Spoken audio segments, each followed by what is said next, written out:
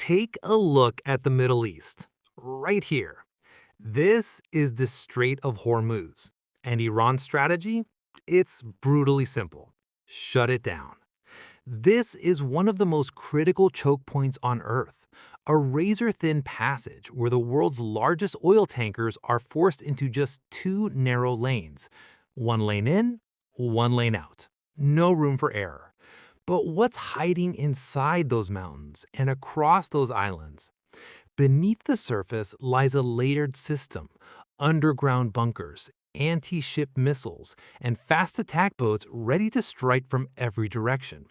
So why is this narrow stretch of water such a nightmare for the US military? Let's break it down. At its narrowest point, the strait is only about 21 nautical miles wide. In terms of global shipping, that's incredibly tight. The northern coastline belongs to Iran. It's steep, rugged, and mountainous, perfect for hiding fortified missile systems deep underground. And then there are the islands. Iran controls several of them, positioned right along the shipping lanes. These are not tourist destinations. They function as fixed military platforms sitting directly on a global trade route. Now look at the shipping lanes. Because of shallow waters and reefs, vessels are locked into a strict traffic system. 2 miles inbound, 2 miles outbound. 2 miles of buffer. That's all they get.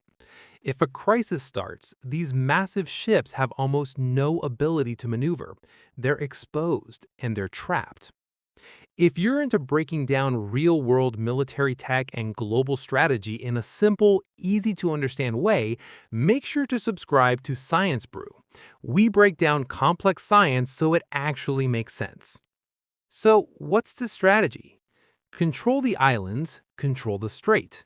The IRGC builds its approach around three key positions. First, Larak Island. It sits right at the throat of the strait. Fast attack boats stationed here can intercept ships within minutes. Drones monitor from above. Boats close in quickly. They surround and pressure. Any wrong move and force is applied immediately. Second, Qeshm Island, the largest island in the Persian Gulf. Beneath it lies a network of underground tunnels and missile sites. This is where heavier weapons are deployed, long-range anti-ship missiles designed to strike with significant force. If Larak applies pressure, Qeshm delivers impact. Third, Abu Musa. Positioned further south, it serves as a forward monitoring base. Radar systems here track incoming vessels long before they reach the choke point.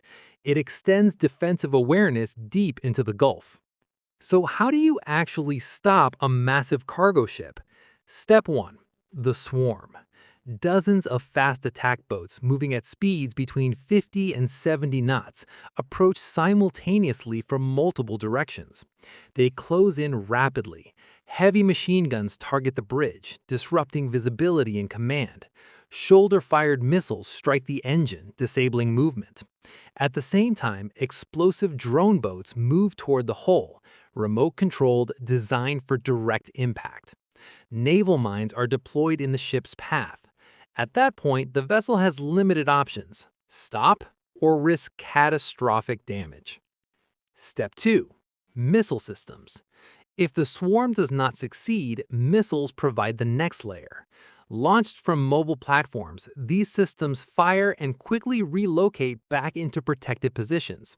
Some designs are based on older Soviet technology, but have been modified into modern anti-ship missiles. Fast, low altitude, and difficult to detect. But opposing forces respond with layered defense systems.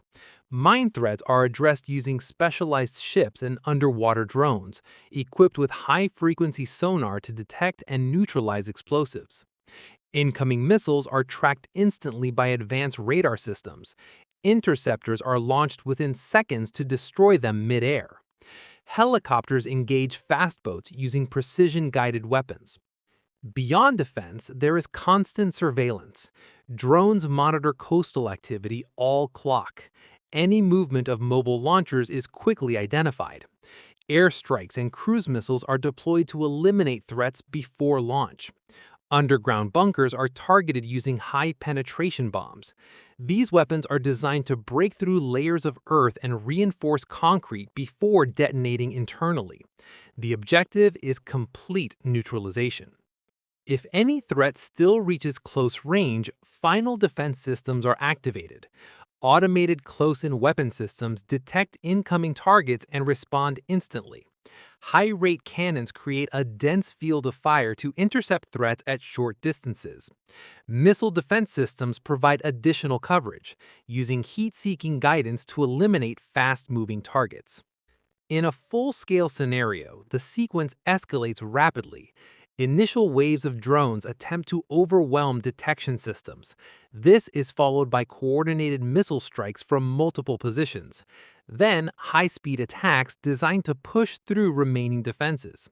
This is not just a narrow waterway. It is one of the most strategically complex and heavily contested environments in the world. A place where geography, technology, and military strategy converge.